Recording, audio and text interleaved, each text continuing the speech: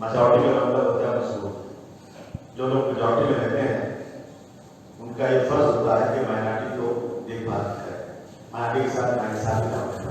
मैं पढ़ रहा था कि माइनॉरिटी के राइट के प्रोटेक्शन के लिए आज नहीं बल्कि आजादी के पहले अंग्रेजों के जमाने में उस वक्त जो राउंड टेबल कॉन्फ्रेंस हुई थी कई बार लंदन में कि माइनॉरिटी के हुकूक को किस तरह से उसको मिलना चाहिए, किस तरह से उसको जो है रिजर्व किया जाए।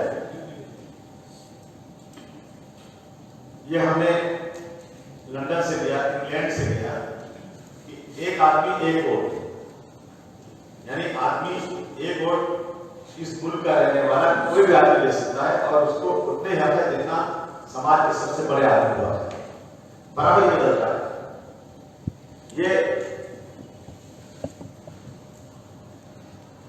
तय हो गया कि जबकि अगर ये तय हो जाए कि मेजॉरिटी के ऊपर ही फैसला होगा तो फिर माइनॉरिटी ना है। अगर 100 आदमी 20 आदमी माइनॉरिटी में और 80 आदमी मेजॉरिटी में और हाथ उठा के फैसला जैसे पार्लियामेंट में होता है कि 543 की पार्लियामेंट में 273 लोग हाथ उठाकर जो फैसला करेंगे वही कानून बनेगा। तो जो माइनॉरिटी को लोग बहुत ज्यादा है तो ये वो अपना फैसला कैसे करेंगे? 3 बार इसकी कॉन्फ्रेंस हुई है लंदन के अंदर, लेकिन ये कॉन्फ्रेंस फेल हुई। इस कॉन्फ्रेंस के अंदर डॉक्टर भीमराव अम्बेडकर और सर आगा खान, राव बहादुर, हनी साइगन, एक साइड की तरफ से ये सब लोग बैठे उसमें कि किस तरह से माइनॉरिटी के हक की लड़ाई लड़ी जाए, लेकिन इस पर फैसला नहीं हो पाया। जब इसमें फैसला नहीं हुआ इस पर और 1947 में जब देश आजाद हुआ तो नतीजा क्या निकला? नतीजा निकला कि इसी के ऊपर भारत के 2 टुकड़े हो गए, हिंदुस्तान पाकिस्तान बन गया। और अब जब से मोदी जी की सरकार है, मैं मोदी की सरकार की उसके पहले तो अगर आता है 1965 में एक पार्लियामेंट में इंदर मल्होत्रा जो सेंट्रल सेक्रेटरिएट के अंदर इन्होंने एक सर्वे करके बताया कि सेंट्रल सेक्रेटरिएट में फर्स्ट ग्रेड के सर्विसेज में जहां 681 जो नौकरी करते हैं वहां सिर्फ मुसलमान 6 काम करते हैं। ये आजादी के बाद और उसके बाद 1971 में वजीर होम मिनिस्टर लोकसभा में मिस्टर राम निवास गिरधा, इन्होंने एक सवाल के जवाब में बताया कि जहां 2000 लोग हैं वहां 4 लोग हैं 4 मुस्लिम काम करते हैं, या क्लरिकल जॉब में 9900 लोग हैं वहां मुसलमान 21 काम करते हैं, जहां 140 लोग हैं सेक्रेटरिएट में वहां 2 लोग काम करते हैं, एक डिपार्टमेंट में 395 लोग वहां 5 मुसलमान काम करता है, एक जगह 1666 लोग हैं वहां 12 मुसलमान और 4560 की मेजॉरिटी में सिर्फ 19 मुसलमान। आजादी के बाद 1952 पेपर में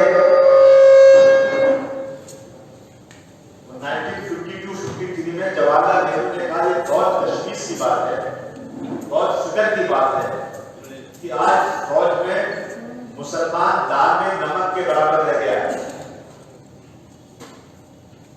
और अब जब से मोदी की सरकार आई तब तो माशाअल्लाह देखिए क्या होता है, कोई सुनने को मिल जाए।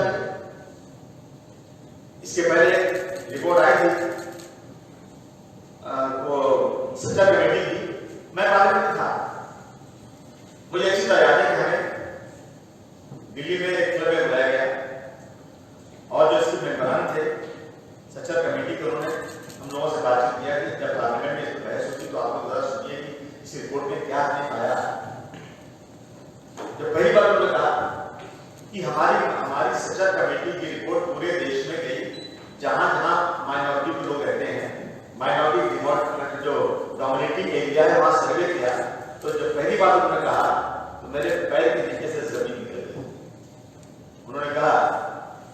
जिन जिन इलाकों में मुसलमान रहता है, माइनॉरिटी में तो खाली मुसलमान नहीं है, लेकिन मुसलमानों के बारे में उन्होंने बताया कि जहां जहां मुसलमान रहता है वहां जानबूझ करके बिजली का कनेक्शन कम कर दिया जाता है ताकि मुसलमान अंधेरे में रहे, इसको उजाला नसीब न होने पाए।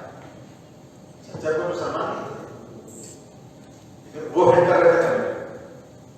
दूसरा मौका इन्होंने बताया कि जिन जिन इलाकों में मुसलमान रहता है जानबूझ करके पानी का प्रेशर कम कर दिया जाता है ताकि पानी न मिले। और इस बात को मैंने देखा है, इसी मुंबई के अंदर लोग कहते थे पानी पानी पानी चिल्लाते थे और पानी नहीं मिलता था। वजह उसकी क्या है? हम माइनॉरिटी में हैं।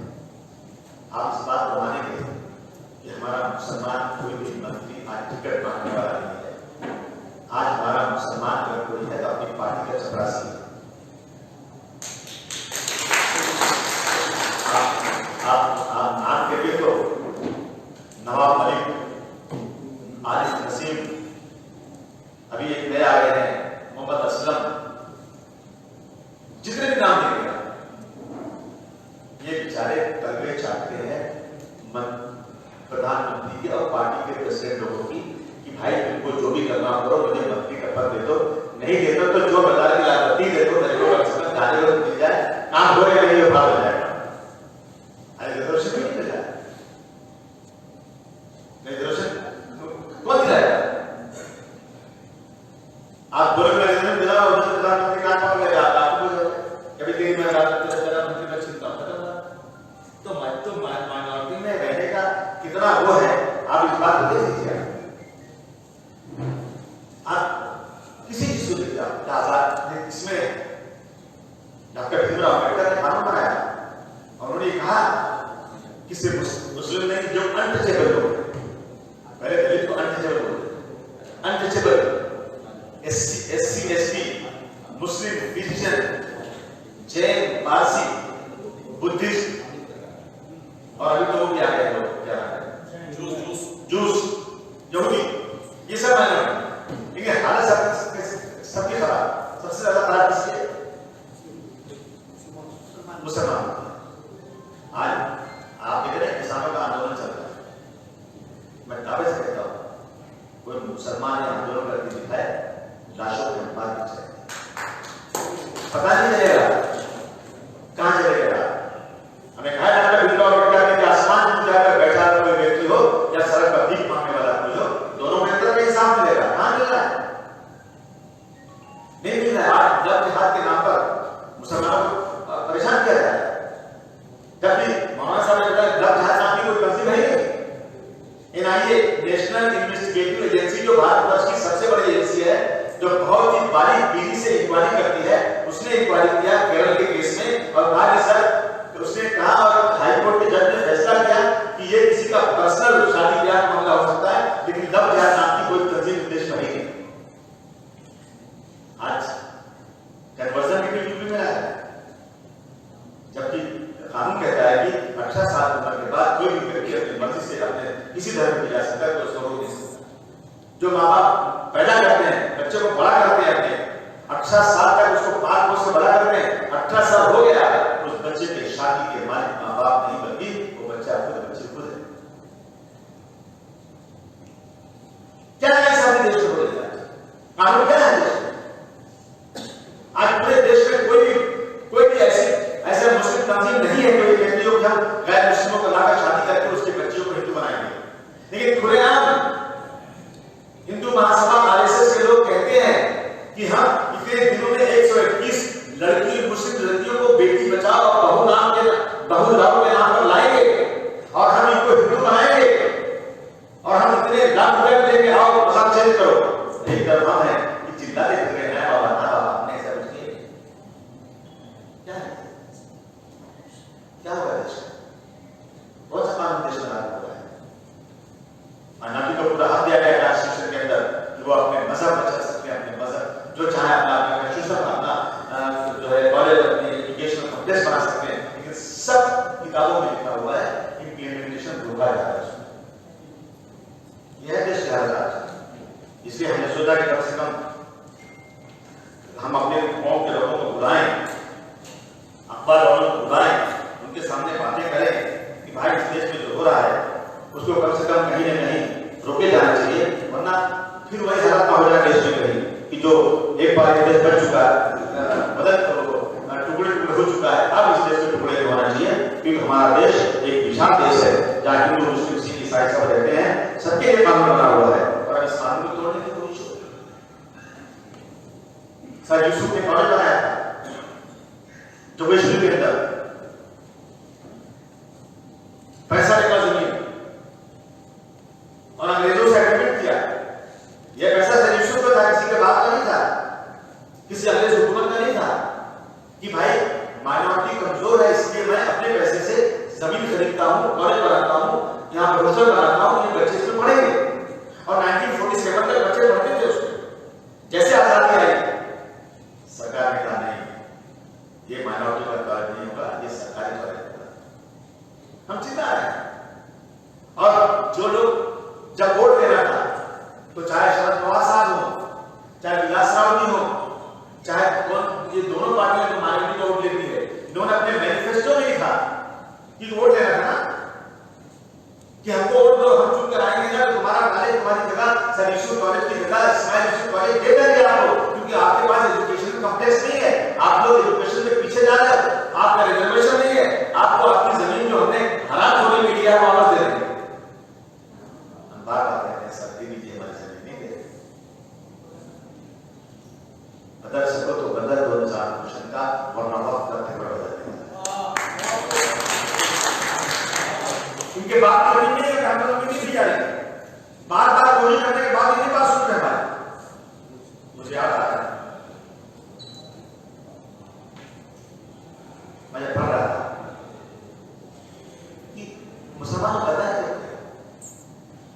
मैं हिस्ट्री पढ़ रहा हूं आजादी की, जब गांधी जी ने कहा कि स्वदेशी आंदोलन चलाओ, भारत और अंग्रेजों का सम्मान, इसी मुंबई के अंदर एक साथ जर्मनी मैनचेस्टर का कपड़ा, बर्मिंघम के कागज, ये सब अब्दुल रहमान नाम के शख्स की रिपोर्ट करते हैं। बड़े बड़े मेहनत लोग थे जो सारा कारोबार करते थे। जैसे गांधी जी ने कहा कि स्वदेशी आंदोलन, उन्होंने सारे कंपनियां अंग्रेजों को वापस कर दी और वो दिन आगे दिन गरीबी में आ गए। और ये सारी कंपनियां मारवाड़ियों ने, गुजरातियों ने, उन्होंने दाम खरीद दिया और बड़े होते जा रहे, अपने देश के लिए कुर्बानी दिया और हमारे देश में हो गए। अभी पुणे के अंदर वो कंप्यूटर का इंजीनियर, क्या नाम था उसका, मोहसिन दादर किया था, उसको कुछ हिंदू नाम से समझने ने मार दिया उसको। क्या गलती है उसकी? और मुझे मेरे पैर एमपी से जमीन निकल गई कि हम इस बात का गर्व करते हैं, अहंकार हमको है कि अगर एक तरफ 100 लोग हो, एक तरफ एक गरीब आदमी हो, उसको मारा जाए, वो कोर्ट में जाएगा, इंसाफ मांगेगा, तो इंशाअल्लाह 100 आदमी के खिलाफ सच्चे आदमी के लिए फिर में फैसला है। ये हमें धर्म था, हमें उम्मीद थी, लेकिन क्या हुआ? कोर्ट के जज साहब फैसला देते हैं, कहते हैं कि मोहसिन की गलती थी कि मुसलमान था, गलती थी मुसलमान था, और मारने वाला इसके तो छोड़ दो कि उसने आज के बड़े को मर्डर नहीं किया, पहले मर्डर किया उसने, वो आदमी मुस्लिम नहीं था, वो मुसलमान समझ के मार दिया उसने, इसको जमानत दे दिया। सुप्रीम कोर्ट ने शायद बाद में छोड़ देता है, अगर ये मुल्क के अंदर होगा तो अगर कैसे नहीं हो सकते। याद रखिए कि जुल्म और नाइंसाफी की कोख से आतंकवाद पैदा होता है। आप आदमी को उठा के जेल में डाल दोगे, क्या आतंकवादी है? कितना डाल? एक आदमी की मैंने बचपन में देखा है, एक आदमी 4 बच्चे हैं, खड़ा कैसा बोले छोड़ दो, बात नहीं दे, माँ बाप होते नहीं छोड़ा, ये गलती बहुत क्या करती, उस लड़की के साथ देख किया,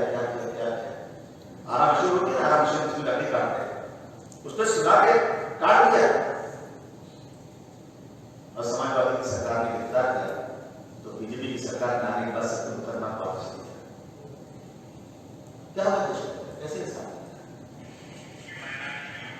इसलिए मैं आज इस माइनॉरिटी राइट के ऊपर कहना चाहता हूं, ये देश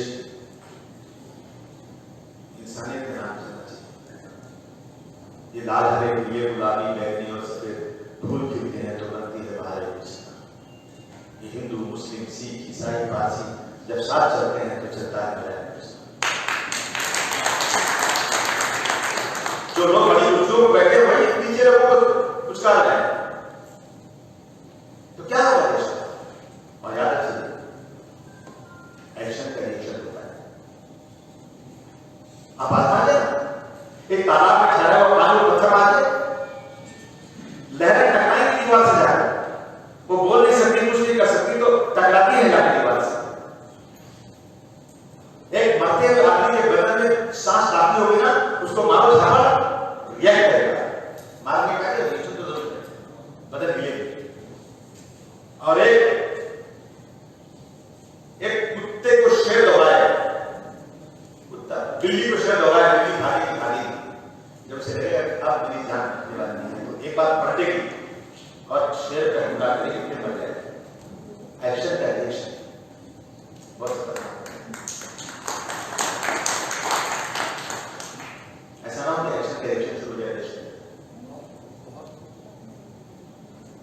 कमजोर की मदद होना चाहिए। आज हमारे पास पार्लियामेंट में क्यों लोग, भारत में मुसलमान की तादाद ऑफिशियल जो गवर्नमेंट बताती है वो 14% और लोकसभा में हम 4.9%, हम सेंट्रल गवर्नमेंट की नौकरियों में 3.7%। 28 रियासत, देश के 28 स्टेट के अंदर डीजीपी और चीफ सेक्रेटरी एक ही मुसलमान है।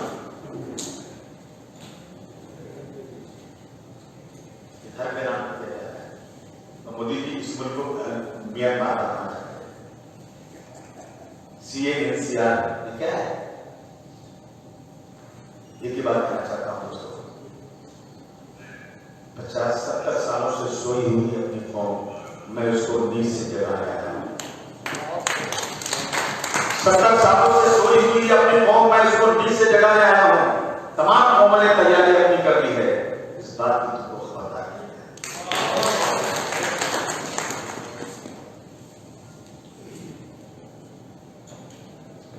हम सबको बड़ा करने वाला कौन है? अल्लाह ही। चाहे भगवान का दोस्तों गॉड कह लो, एक ही मानना है, सबका खून लाल है। अगर अल्लाह ताला को हिंदू मुसलमान में फर्क करना होता ना तो इसका खून लाल, मोदी का खून पीला कर दिया। नहीं दुआ लेकिन उसका भी ना है, सबका खून एक ही तरह है, सब पैदा होते हैं एक ही तरह से। चाहे दुनिया में सबसे बड़ा आदमी हो, ईमान कैसे होते निकलता है, ये सब भीख मांगने वाले का बच्चा भी फिर से रोते और मरता भी सब साथ में। इस 50-60-70 साल की जिंदगी में लोगों ने मजाकी माइनॉरिटी गरीब हिंदू मुस्लिम के नाम पर जो फर्क कर दिया ना, उस फर्क को खत्म करो उस फर्क को, इंसानी के नाम पर। और मैं खास तौर से माइनॉरिटी के लोगों से कहना चाहता हूँ, ये माइनॉरिटी राइट कॉन्फ्रेंस है, माइनॉरिटी लोगों से कहना चाहता हूँ कि हम एक ऐसा माहौल बनाए जहां मेजॉरिटी के लोग अगर माइनॉरिटी के एरिया में रहते हैं उनसे कहते हो माइनॉरिटी के लोग हैं, लेकिन हमें हमारा मसला समझना है। अगर तुम्हें रात को की जरूरत पड़ेगी तो कोई मेजॉरिटी का आदमी नहीं, माइनॉरिटी का आदमी अपनी मदद करने।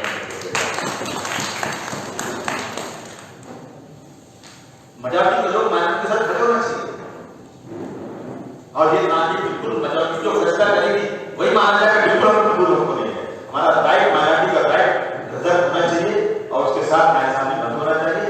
माइनॉरिटी के लोग जहां चाहे अपनी मस्जिद बनाए, जहां चाहे अपने मजहब के काम करें, ये उनके मजहब में इंटरफियरेंस करना बिल्कुल मना था, इन खिलाफ इंटरफियर किया होगा। जहां फैसला नहीं उनके खिलाफ होगा तो बहुत जरूर होगा इंशाअल्लाह फैसला होगा। बाबरी मस्जिद का फैसला कैसे हो गया? धरने से छाती ठोकर होगा,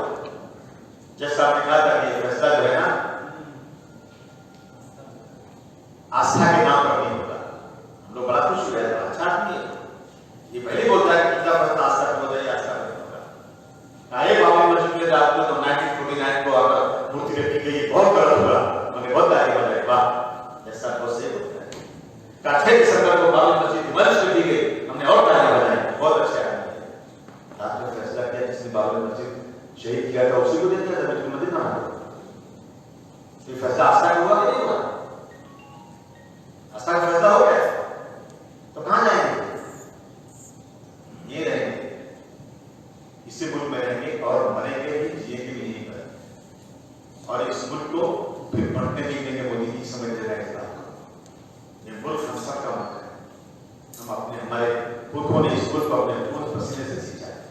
अभी हैदराबाद कहते हैं, हैदराबाद में निजाम को खत्म कर देंगे। अरे बेशरम, वही निजाम थे जिन्होंने लाल बहादुर शास्त्री को बुलाकर 5 टन सोना दिया था। 5 टन सोना, वही निजाम था।